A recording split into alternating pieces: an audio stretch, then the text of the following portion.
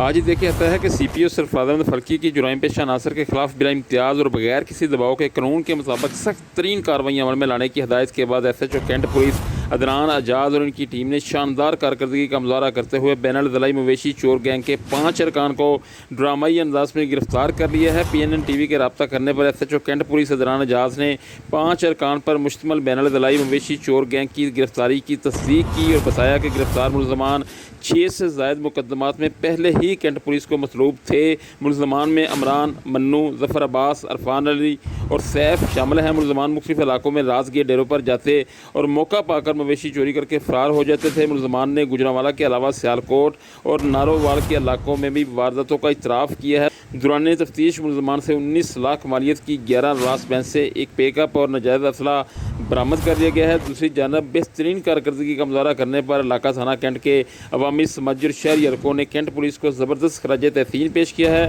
اور سی پی او سرفراز احمد فلکی کا شکریہ ادا کیا ہے۔